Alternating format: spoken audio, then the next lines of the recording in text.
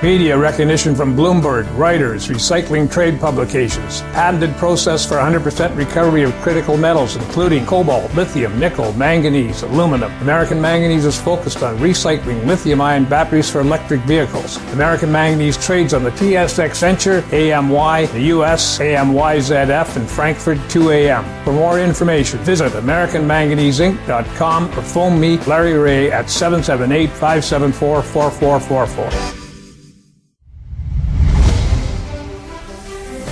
Welcome to the Goddard Report. Comments made on the Goddard Report and TalkDigitalNetwork.com are an expression of opinion only. Here is Jim Goddard. My guest is Spencer Fernando. You can find his articles at SpencerFernando.com. Welcome back to the show, Spencer. Good to be here. Spencer, you're a fellow of the National Citizens Coalition. What exactly is the National Citizens Coalition?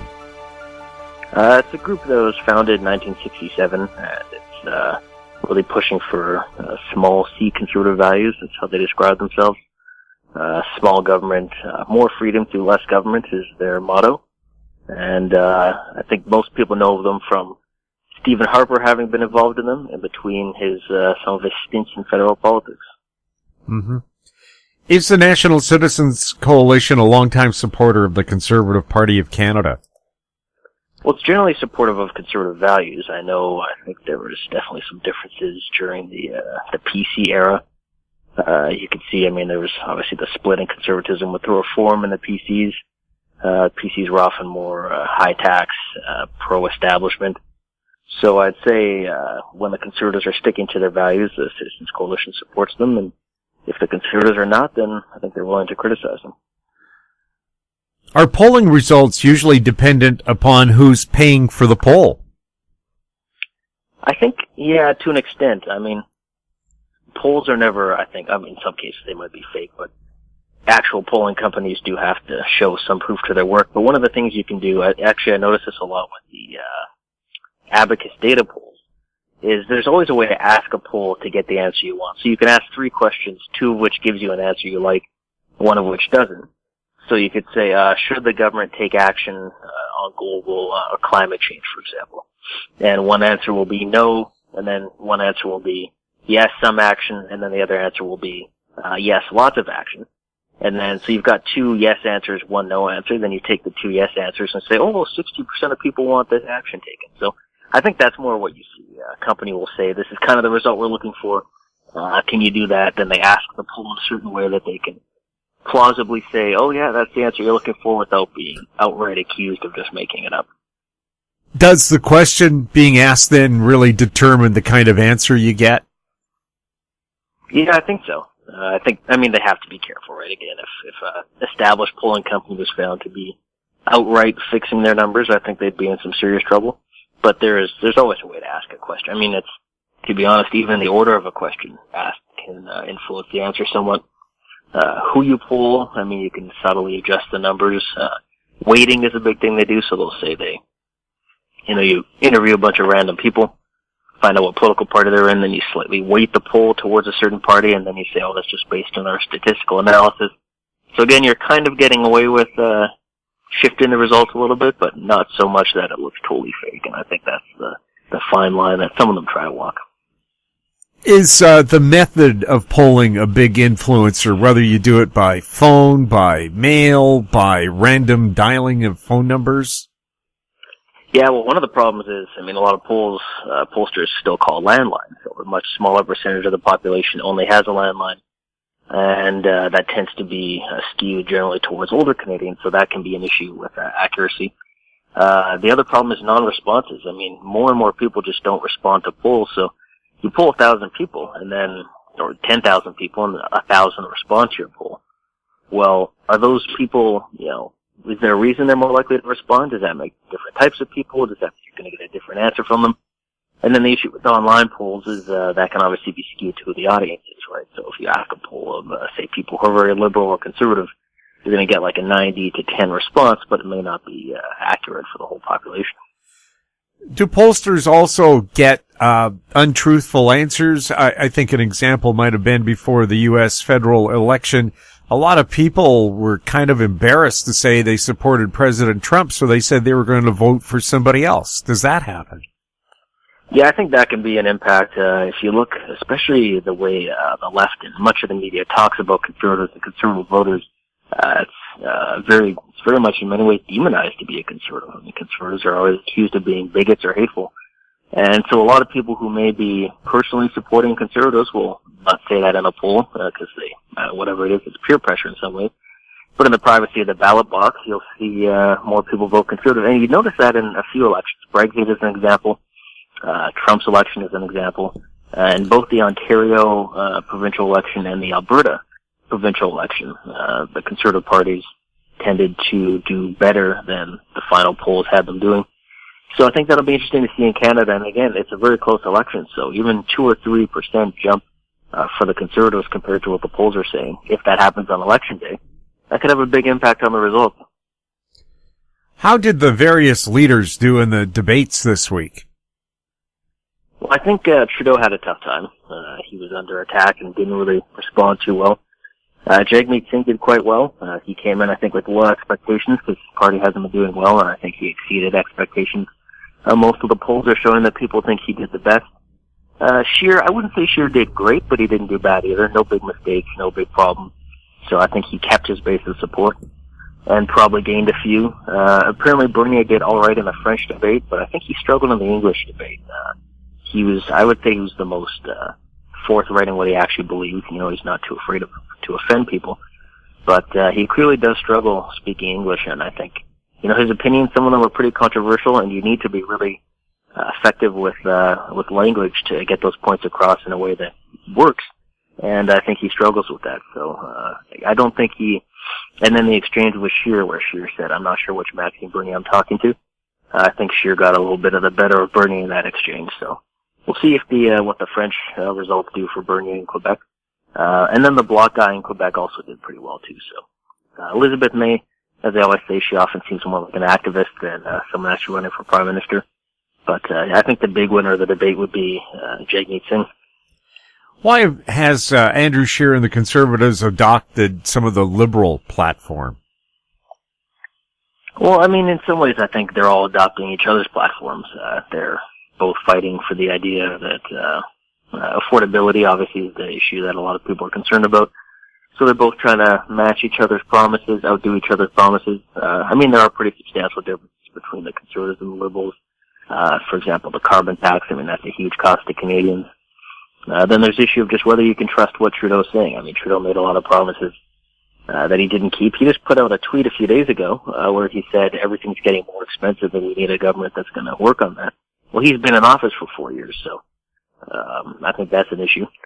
But, I mean, it's, you know, the Conservatives and Liberals are often fighting for voters in the center of the political spectrum.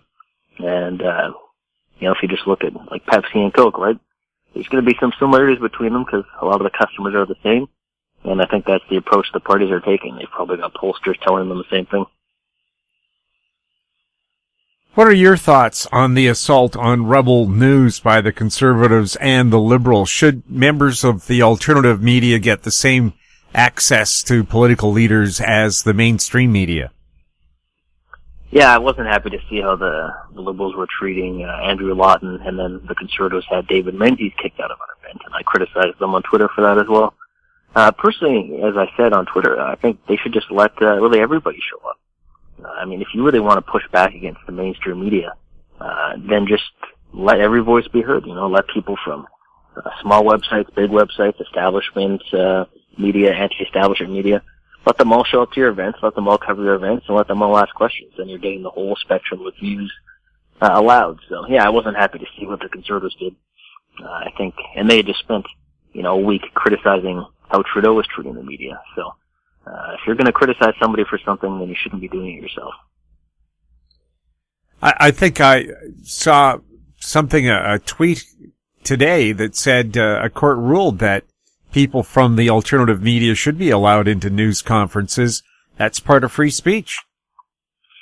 Yeah, I think it was True North and the Rubble were wanting to cover the debate, and the official debate commission, put together by Trudeau, obviously, put out some guidelines a day before the debate that they said excluded them. So they went to court, and they won the case. They said, look, you can't just come up with some sort of arbitrary thing saying who's a journalist and who isn't. Interestingly enough, Rosemary Barton's tweeting about who should be allowed to be a journalist and who shouldn't, and people are criticizing her, saying, look, you're a taxpayer-funded person. You're not the one who gets to decide who's a journalist and who isn't. So, yeah, it was a good court ruling, protecting the rights of people to cover the media.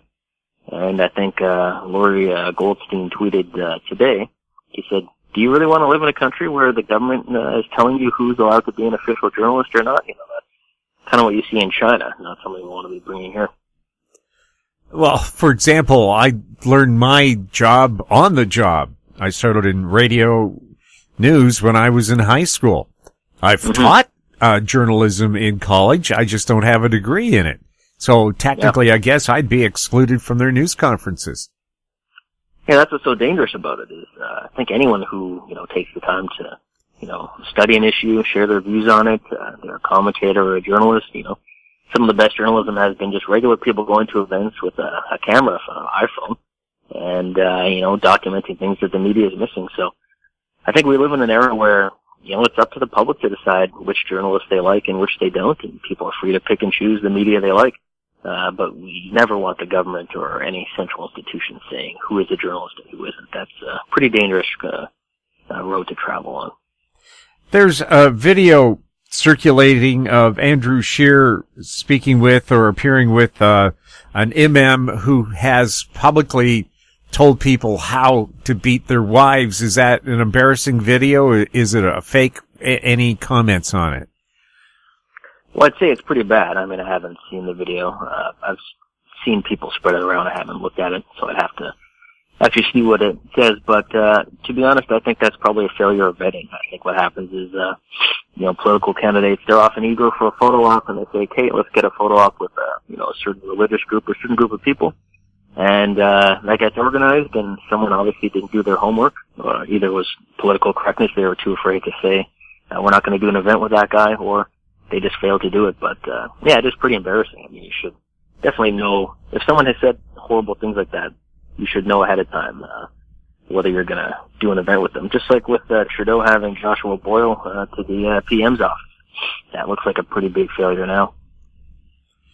Do you think we're likely to see a minority or majority government on October 21st? Well, if the polls are somewhat accurate, which who knows, we'll see, but it definitely looks like it's looking like a minority government, especially because of what's happening in Quebec. It looks like both the Liberals and Conservatives are now starting to drop in Quebec, and the Bloc is gaining. So if the Bloc finishes first in Quebec, then a majority government, it's almost impossible for anybody. Ontario is looking pretty narrowly split, and then it just comes down to what happens in Ontario, Quebec, and then the West. The Conservatives are going to do well in the West. BC looks pretty even. BC, in some ways, it's a four-way race. I mean, some of the polls have shown all four top parties pretty close to each other. So, and if it's a minority, it's going to be, I think, a lot of chaos and political division in the country, because some of the things that the Greens and NDP and Bloc would demand in exchange for supporting a minority government would be absolutely unacceptable to the West and would possibly destroy, if not severely damage, the oil industry. So, I don't know. I think, there's definitely a set election period, but after Election Day, I think we could still be in a almost election anytime kind of chaotic scenario. If we had a conservative minority, who would support them? And do you think, because all the other parties are very much left-leaning, would anybody be willing to make a coalition government with Andrew Shearer? Well, it's looking tough for him, because Jagmeet Singh has said he won't support Shearer, which wouldn't have been a problem a few weeks ago when the NDP was around 10 or 15%. But now the NDP, if they surge in the polls and get to 20, 25, then they could be looking at winning a lot of seats. They would have a lot of influence. I don't see the Bloc supporting Shearer, and that leaves the Greens. Elizabeth May has also ruled it out because of the TMX expansion.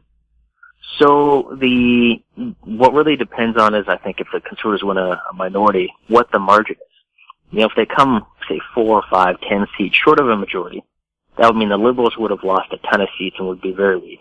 So the question then is, does Trudeau stay in? Does the more traditional Liberals who are more centrist than Trudeau is, Would they actually favor getting rid of Trudeau, putting in a more reasonable leader, and then what would they do in the meantime?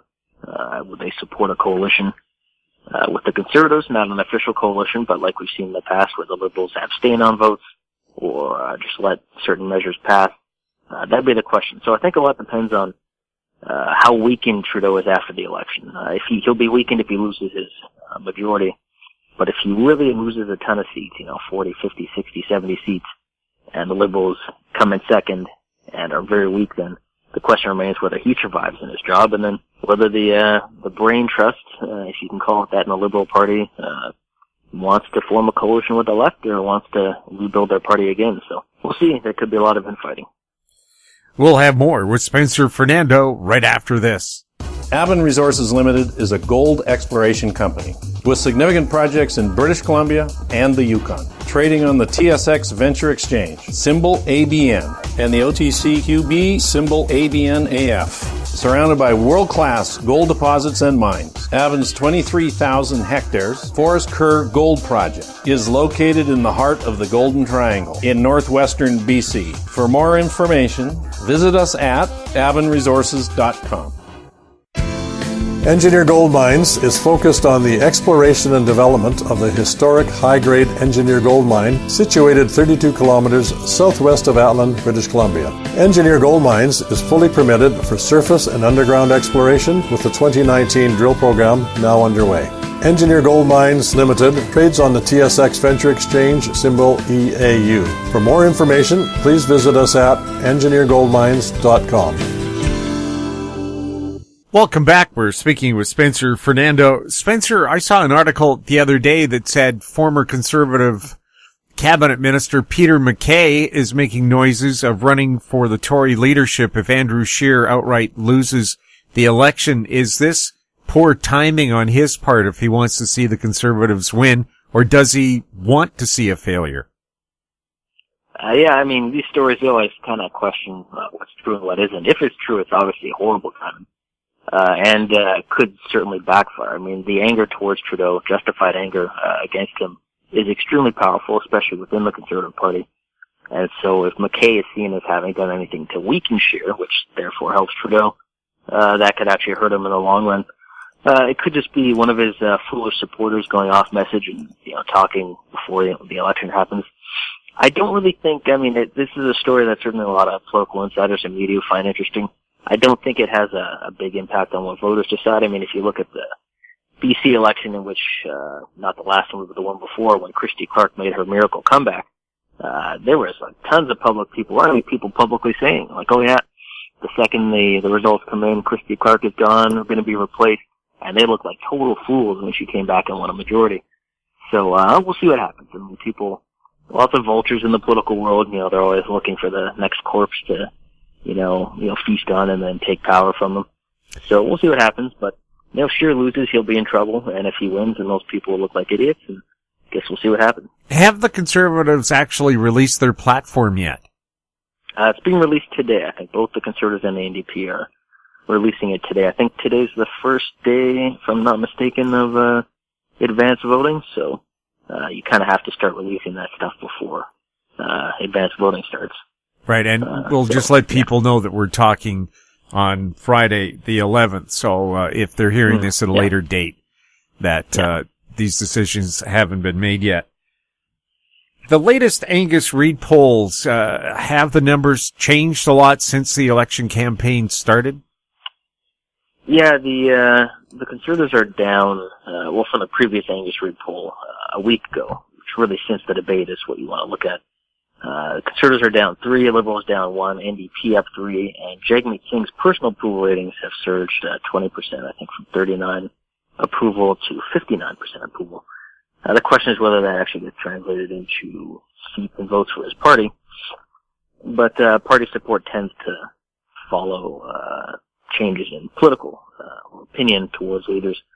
So the NDP could be poised for a big jump. Again, it's some of the Quebec numbers are interesting. The Bloc now in first place, 31%, Liberals with 30, and then the Conservatives with 15. So the Conservatives are looking at possibly, if those numbers are right, getting almost nothing in Quebec. Well, the Liberals could lose some of their Quebec seats, which I don't think they were expecting at the beginning.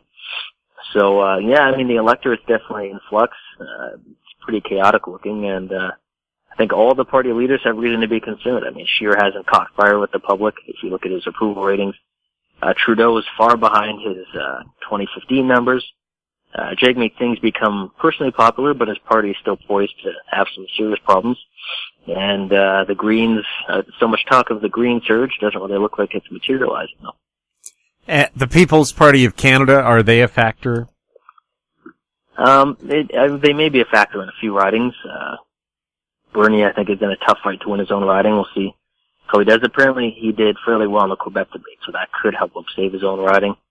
I'm not sure they're really in the running to win anywhere else. The question then becomes, if they get 3 or 4%, and that's the difference, perhaps, in a lot of Ontario ridings between the Liberals and Conservatives, would that tip the balance towards the Liberals? Obviously, of course, the Conservatives are not owed any votes. They have to fight for votes, so you can't really say someone stole votes from you necessarily, but for people who are on the fence and really want to defeat the Liberals, the PPP, I don't think is in a position to take any ridings from the Liberals at this point.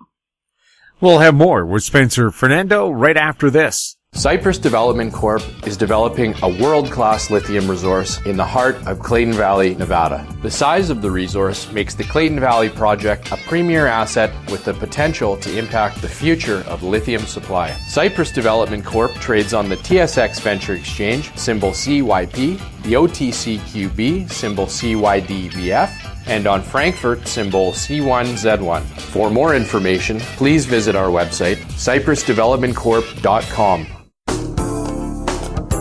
Don't miss out. Stay informed. Receive the HowStreet.com weekly recap with thought-provoking podcasts, radio, and articles delivered to your inbox. Sign up for the HowStreet.com weekly recap on our homepage at HowStreet.com. Welcome back. We're speaking with Spencer Fernando. Spencer, in one of your articles, you're saying cowardly capitalist capitulation to communist China is a good reason for national economics. What's the story there? Is this connected to the NBA, who seems to be caving into communist China's criticism of an NBA owner's tweet supporting democracy protests in Hong Kong? Yeah, I said, cowardly corporate capitulation to communist China shows why we need economic nationalism. And basically the idea was that everyone said and hoped that, we'll just invite China to the capitalist world and they'll become more like the West and free speech and democracy. And what's happening is actually China is now using their economic power to make the rest of the world more like China. I mean, you've got, so the NBA panicked and is shutting down reporters who try to bring up Hong Kong just because of one tweet that China went crazy about. Blizzard Entertainment, it's a company based in the United States, punished a gamer for expressing support for Hong Kong and then fired 2 people who were at the live streaming event. Now apparently tons of their, because it's a big website, a big organization, tons of the gamers on their network are being kicked off their forums, banned, apparently like 1,000-year bans, so they can never comment again for expressing support for Hong Kong. And so you've got an American company in the U.S. who is using basically, China censorship tactics to stop people from talking about Hong Kong. You had people holding up a free Hong Kong sign kicked out of an NBA game, exhibition game between an American team and Chinese team that was being played in the United States, in Washington, D.C. So that's concerning. And then Apple removed an app that's been used by Hong Kong protesters to identify where police are, because they're obviously trying to avoid getting attacked by the China-controlled police. You had this is just all in the last week, and then previously you had companies, Air Canada, and basically all major carriers who were forced to stop saying, putting Taiwan on the map as a separate country, Tibet, Hong Kong, all of that. So you have democratic companies in democratic countries who are giving in to what China wants and imposing China censorship on their own citizens here in countries that are supposed to be free. And so my argument is that obviously the total free market approach is not exactly works, because a lot of these companies have revealed themselves to be cowardly. So, well, I still think you mostly need a free market. We also need some economic nationalism, and in some cases the government has to, I think, impose punishments on companies and make sure the companies stay loyal to their own countries and their own values. Here in Greater Vancouver and Richmond, The Liberal candidate there is supported by a very outspoken pro-communist China supporter. Is that something that could influence our elections? Is China or other countries trying to influence our election? Oh, for sure. I think Australia has gone through a serious problem with influence from China, and yet a lot of people in Australia have actually, experts who study the issue have said things are worse in Canada. There's actually more China influence in Canada. I think it's a big concern, and it's something that, for political reasons, obviously most politicians are too afraid to talk about. But I think at some point we have to accept that all of the theories and ideas we had about China were wrong. We thought they would open up to the world. We thought they would become more democratic, and instead they're actually becoming more authoritarian. They've mixed their wealth with authoritarian communism, and now they're exporting that to the rest of the world, and, inciting fear and threatening people. And so at some point we need to say, we can't sell our country out, we can't sell our values out just for a little bit of money. We need to really decouple ourselves from China. I think impose punishments on companies that are disloyal, and restrict companies from being involved in China, and obviously restrict China from being able to invest and take over Canadian companies.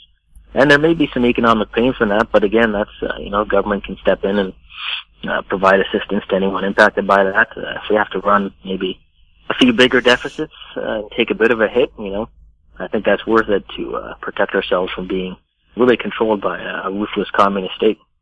Well, I was thinking with billions in canola not being bought by China over bogus contamination concerns, why doesn't Canada just turn all that excess canola into biodiesel? And there you kill two birds with one stone. You help the environment and you help out our farmers. Yeah, it's a good idea, and I think that's the kind of creative thinking that we need to deal with the issue of China. I'll see people. Even people who generally like most of what I write, they'll say, yeah, but we need the cheap products from China. And we really have to think, are we going to sell out everything we believe to get some cheap stuff from China? I mean, is that worth it? Is losing our own freedom because companies are too afraid to stand up for what we're supposed to believe as Canadians? Is that worth it? I think it's a question we have to ask ourselves as a country. And unfortunately, it hasn't really been debated much in the election. Shearer has taken, I think, the toughest stance towards China with things he says he'll do. I mean, if he wins, we'll see if he follows through on it. I know the business community will probably try to pressure him not to.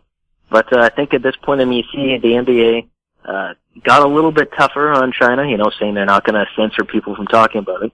It's still pretty cowardly, but they moved somewhat in the right direction. And that was after a bunch of people, spoke out and slammed them in the U.S. and in some cases in Canada. So I think just regular people need to start speaking out against these companies and make them more afraid of losing people in Canada than they are of losing business in China. Another blatant attempt by China to influence Canadian politics.